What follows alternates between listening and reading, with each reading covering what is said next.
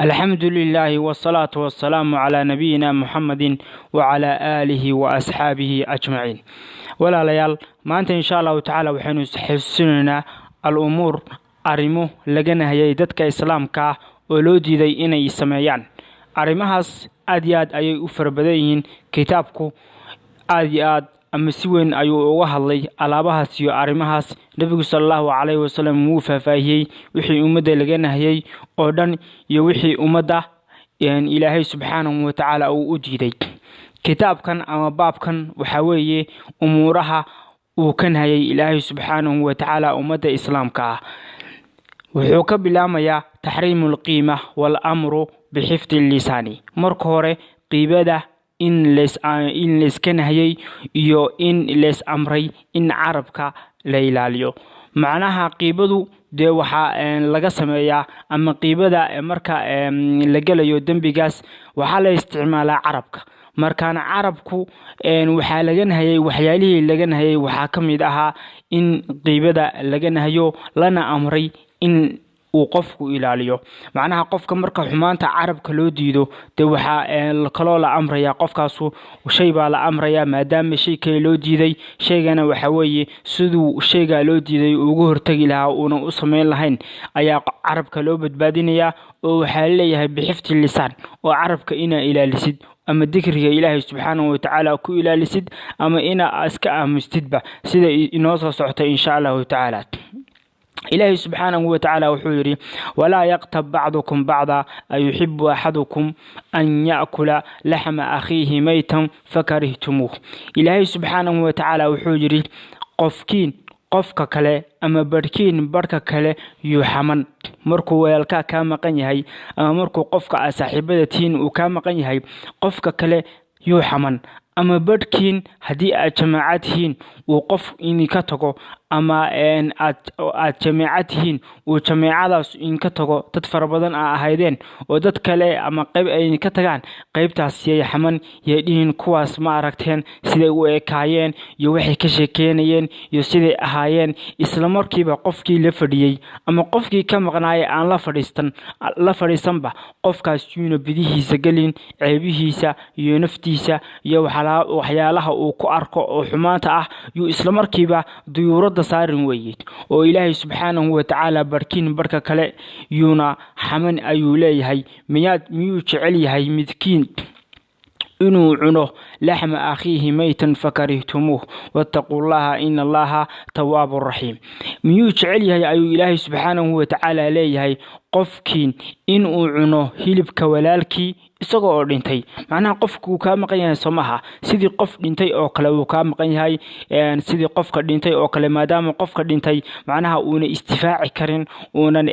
ka hadli karin noloshiisa iyo naftiisa iyo ceebihiisa uu qofkii caayay iyo qofkii xamanayay uuna ku dhihi karin war heblow aniga waxba hayga sheegin saasoo kale qofka kale walaalka ah de markuu ka maqan yahay de wixii ma oga oo iskama ka celin karo iskama ka difaaci karo oo ma dhihi karo heblow waxa ay ugu sameeyeen hay xaman ma dhihi karo maxaa yeelay kuma ogaba qofka dhintay oo kale ayaa laga soo qaaday markaana wuxuu yiri Ilaahay subhanahu wa ta'ala miyaad jeceshihiin inaad cuntaan hilibka qofka walaalkii ina cuntaan qofka walaalka ah hilibkiisa ina cuntid ma jeceshahay may waa saas oo kale ayuu Ilaahay subhanahu wa ta'ala saas oo kale faa'iido waxay u tahay qofka la xamanayo iyo qofka la dhibaateynaya la caayo de isagii faa'iido u tahayo de isagu wuxuu sameeynaya inta qof ay xamatay iyo inta qof ay dhibaateysay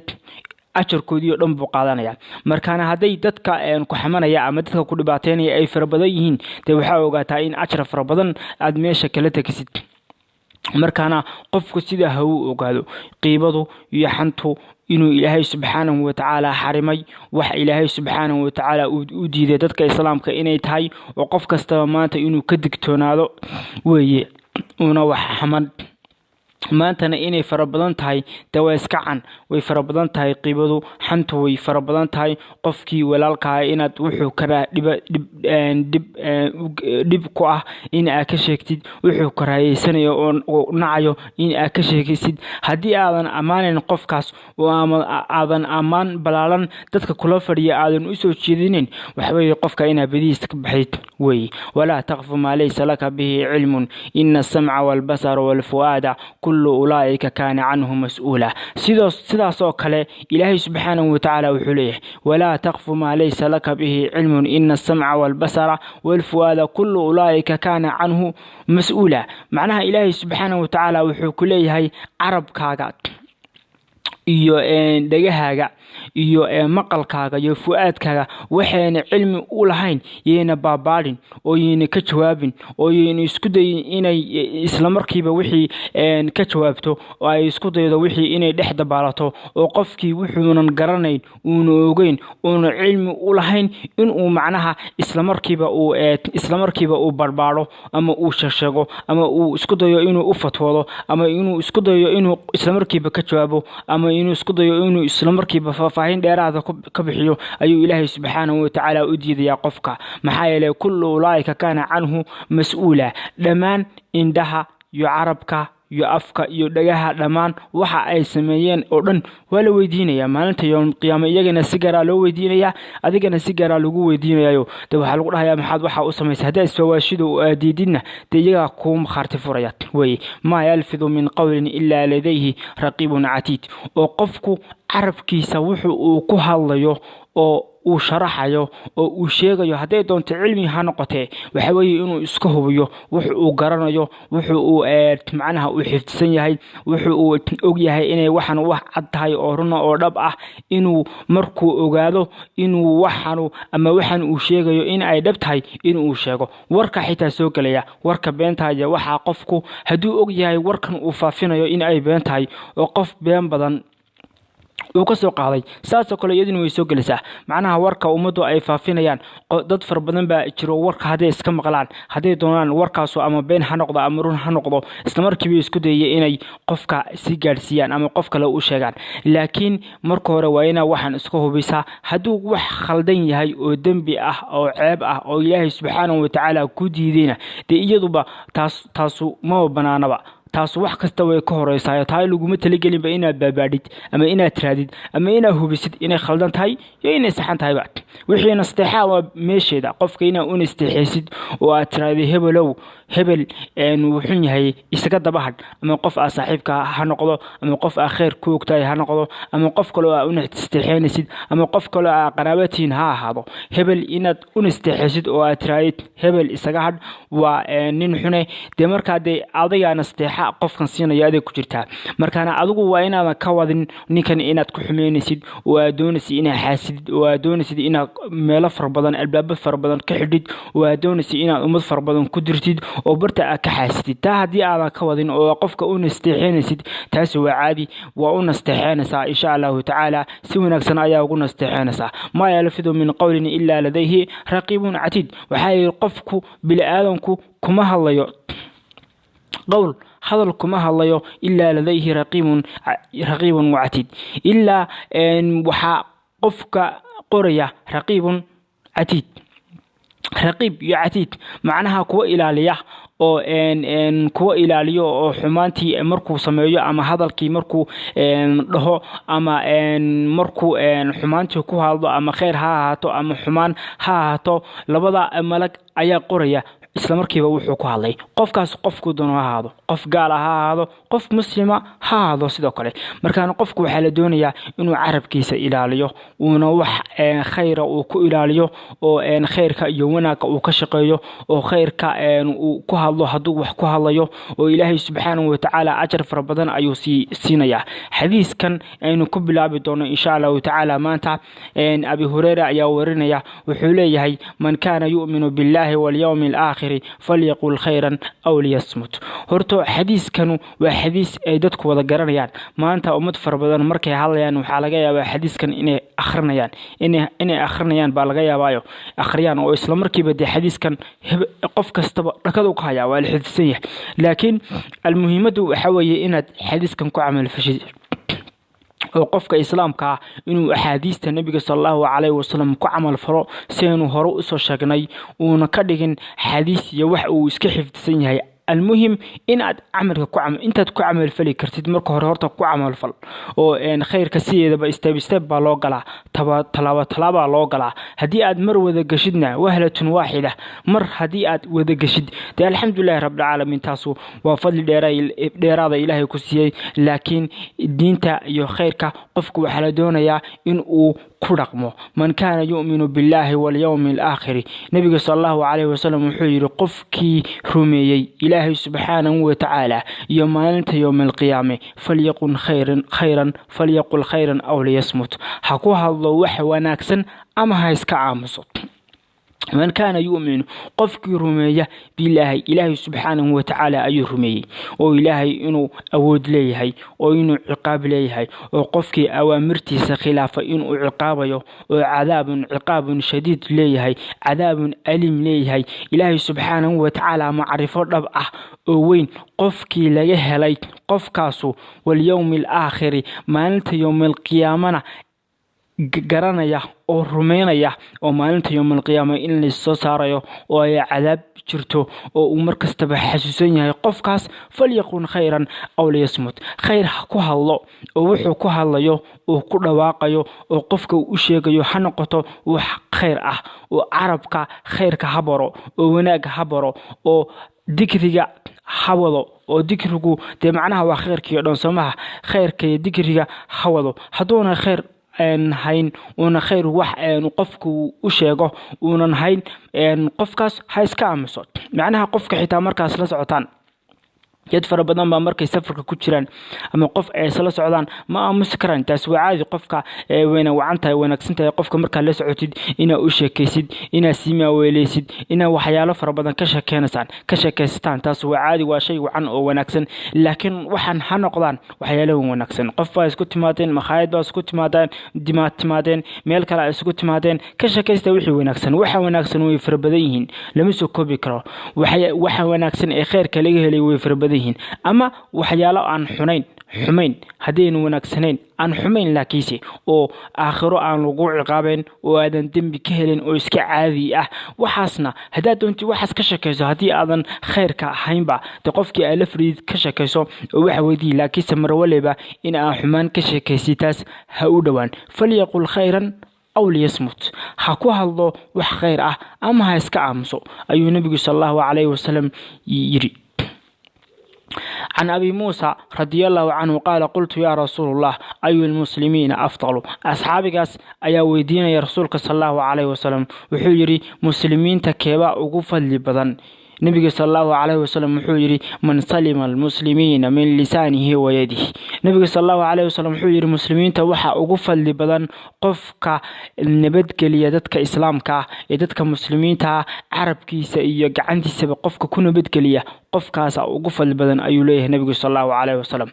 de fadliga laga helayo maanta carabka hadii la ilaaliyo iyo gacanta waad garanaysaa qofku inuu maanta noqonayo qofka ugu fadli badan uu noqonayo dadka ugu wanaagsan maanta in fadliga macnaha laga eegayo dhinaca soonta badan salaada badan xajka badan sadaqada badan sakada badan waxyaalaha fara badan ee dikriga fara badan quraan akhriska fara badan qofku maanta intuu uu ka eegayo inta khayrka de waxa ogaataa qofkanu inuu marka hore meel khaldan uu eegayo maxaa yeelay khayrku intaas oo kaliya maaha intaas oo kaliya kuma gaabna waa kan qofka ugu fadli badan ayaa waxa leeyahay waxa weeye waa qofka dadka islaamka carabkiisa iyo gacantiisa ka ilaashaday aan dhimin oo aan carab ku dhimin oo aan caayin oo meel kastaba hadii aad lagu yimaado war hebel baa joogay inaga mariyo meesha haduu ka soo horbaxo war hebel baa iga soo horbaxay macnaha qofku karaayeysto dadku ay karaayeysan taasa ugu xun oo camalada ugu xun bay ku jirtaa laakiin maxaa ugu fadli badan qof kasta markuu ku arko inuu farxad dareemo qof kasta meeshu yimaado uu jecel yahay inuu meesha aad joogtid inuu jecel yahay inaad timaadid inuu yimaado maxaa yeelay qof khayr badan baa jooga oo wanaagsan oo carabkiisa iyo gacantiisa ummadaba ka ilaalinaya macnaha qofkii inuu jeclaado meesha aad joogtid inuu yimaado una ka cararin meesha aad joogtid markaana waxaas waa fadli markaana yaa la isku mashquulin waxyaalaha kale macnaha in soonta la badiyo salaadana la badiyo quraan akhriska iyo xajka la badiyo iyo sakada iyo sadaqada waa shay muhiim ah oo wanaagsan oo iyadaba fadli badan laga helayo laakiinse almuhim qofkii inta la yimaada waa inuu inta kalena sameeyaa macnaha qofkii maanta khayr badan la yimaada oo intan ku wanaagsan haduu dadka deen waayo oo dadka uu dhibo waxa weeye qofkaas ka soo qaad ma leh oo nabiga sallallahu alayhi wasallam gabadhii muslimada ahayd waatay asxaabtu ku dhaheen gabadhan jaarka ah waxa weeye waa gabadh soon badan oo salaad badan oo quraan akhriska badan oo amal far badan ku didaasa laakiinse deriskeeda dhigta wuxuu yiri fahiyan fi naar innaha fi naar wuxuu yiri nabiga sallallahu alayhi wasallam naartay ku jirtaa waa min ahli naar weeye waxay kaloo ku dhaheen nabiga sallallahu alayhi wasallam asxaabtu laakiin gabadhaas ma soo badna mana salaad badna amalka wanaagsan ma badiso laakiinse deriskeeda way amaan gelisaa fahiya innaha fil janna nabiga sallallahu alayhi wasallam wuxuu yiri hadaba iyada ayaa wixii ku jirta jannada markaana qofku dadka kale islaamka inuu dhimin waa akhlaaqiyat min akhlaaqiyat ay kamid sidoo min akhlaaqiyat waxa la dhahaa waxyaalaha qulubta amalada qulubta laga sameeyo kuwa jawaarixda laga sameeyo kee fadli badan waxa fadli badan amalada laga sameeyo qulubta iyo qalbiga kuwa laga sameeyo ayaa intooy doonaan waxay ka fadli badan yihiin amalada laga sameeyo jawaarixda iyo daahirka dunuubta laga sameeyo qulubta ayaa waxay ka badan yihiin dunuubta laga sameeyo jawaarixda tusaale ahaan hadaynu u keeno macnaha amalada qulubta maxaa kamid ah waxa kamid ah ikhlaas qofkanu inuu ikhlaas la yimaado oo amalkiisu ikhlaas yahay amalkaagu salaadaadu haday ikhlaaskeedu u badan yahay salaadaadu ajarkeedu wuu weynaanaya haday ikhlaaska salaadaada uu yar yahayna ajarkaagu wuu yaraanaya salaadii dhamayd ajarkeedii maxay ku xiran tahay ikhlaas ayay ku xiran tahay amalkii qalbiga laga sameeyay ayay ku xiran tahay sidaas oo kale amalkan qofka ina amaan gelisid oo dhibaatada ka haysid xageebay ka timi qalbiga ka timi haday doonto gacanta ha ahaato ama qofkii carabka ahaato laakiin qofkan qalbiga ka timi ina amaan geliso oo ina qofkan u naxariisto oo islaam yahay walaalka yahay oo xaq ugu leeyahay xageeba ka darantay qalbiga ka darantay markaana waxanu amalkan wuxuu ka soo baxay qalbiga ka soo baxay salaada iyo soonka iyo xajka iyo sukada hadii ay macnaha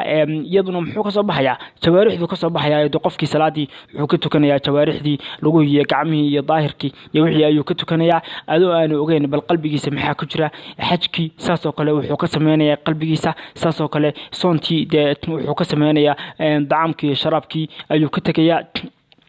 markaana amalka qalbiga laga sameeyo ayaa muxuu ka fadli badan yahay amalka laga sameeyo jawaarixda dambiga qalbiga laga sameeyana wuxuu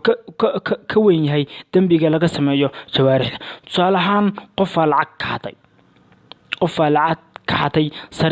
sariqadu waa xawee dunuubta min al-kabaa'ir ay ku jirtaa ama qof dilay tusaalahan dulitaankuna waa ogtahay in uu shirkiga ka hooseeyo uu ku xigo uu yahay dambiga ugu waaweyn kuwa ugu hore ee ugu waaweyn waliba ku jira qofkii dambi qof dila qofkaas dambi dhaaf ayuu leeyahay haduu toobad keeno waa ilaahay subxaanahu wa ta'ala uu dambi dhaafaya xitaa haduu qofkaasu uu dhinto ilaahay subxaanahu wa ta'ala ikhtiyaarkiisa iyo mashii'adiisa iyo haduu doono ilaahay subxaanahu wa ta'ala inuu dambi dhaafo ayuu jannadiisa geliyaa laakiin qofkii ku dhinta isagoo oo macnaha amalkiisa ikhlaas la'aan u yahay qofkaas miyaa loo dambi dhaafaya may amalkiisa haduu bila ikhlaas yahay ama uu shirki ku dhinto qofkaasu ilaahay subxaanahu wa ta'ala uma dambi dhaafo maxaa yeelay shirki ayuu ku dhintay macnaha amalkii qalbiga laga sameeyay ayaa muxuu ka batay wuxuu ka batay amalkii laga sameeyay wuxuu ka dambi batay kii dambigii laga sameeyay jawaarixda markaana qofka islaamka in aad nabad gelisid oo amaan gelisid waxay ka timi acmaal qulub ayaa ka timi oo qofkan waa u naxariisanaysaa sababtoo ah qofkan waxa uu deysay waa naxariis baa ku qabatay ukhuwatul islaam baa garanaysaa waxa weeye walaaltinimada islaamta garanaysaa qof macnaha qalbigiisu wanaagsan yahay oo naxariis leeyahay qofkaas ayaa macnaha qofka kale dhibaatadiisa iska ilaalin kara laakiin qof kastaba iskagama ilaalin karo dee qof kasta maaha mid iska ilaaliya ma noqon karo laakiin qofka qalbigiisu uu wanaagsan yahay qofkaasa iska ilaalin kara markaana nabiga sallallahu alayhi wasallam wuxuu yiri qofka ugu fadli badan waxa weeye dadka islaamka ka carabkiisa iyo gacantiisa ka ilaaliya dadka gaaladu maxay islaamka u dhibayaan maxay leedahay qalbiga ka nacbihiin marka qofku markuu qalbiga ka jecel yahay kuma dhibayo afaaraha ma soo galayo laakiin markuu qalbiga ka nacb yahay de wuxuu doono ayuu ku sameeyaa marka qofku fadliga waa inuu ka raadiyaa min akhlaaq وقت النبي صلى الله عليه وسلم إنه يري قفكي من حسنت أخلاقه قفكي أي ونكسناته أما أي فعناته أخلاق ديسو وحو يقول في الرفيق النقونا يا شندا تذكر شندا لقى لي النبي صلى الله عليه وسلم ما أنت يوم القيامة مركز تبع لا دقة يا الله سبحانه وحوية تذكر معناها أخلاق ضفر بدن حي النبي صلى الله عليه وسلم صاحب الأخلاق قولها أخلاقه وين أو في بدن تاي أو وحبل روي أو حالا حتى قفكو أخلاقda inta ay ka maqan tahay ayay murugadu iyo macnaha ay ka fogtahay tusaalahan qofku haduu akhlaaq far badan leeyahay murugada iyo dhibaatada iyo macnaha hamiga iyo qamiga iyo waxyaalaha laabta ku dhaca iyo macnaha waxyaalaha xunxun oo dhan cuduradu ay saameeyaan hamiga iyo murugada iyo waxyaalahaas iyo macnaha farxadu macnaha way ku yaraanaysaa hadii qofkaas akhlaaqdu ay ku yartahay way ku yaraanaysaa laakiin qofkaas haduu akhlaaq far badan leeyahay de akhlaaqdiisu intii leegtahay aday farxadiisu iyo wanaagiisu noqonaya qofka ugu akhlaaqda badan wuxuu noqonayaa dadka ka ugu firfircoonida badan ka ugu macnaha bashaashnimada badan ka ugu farxada badan isagoo nolol danyaro oo xun ku jira si kastaba isagoo nolol aad u xun ku jira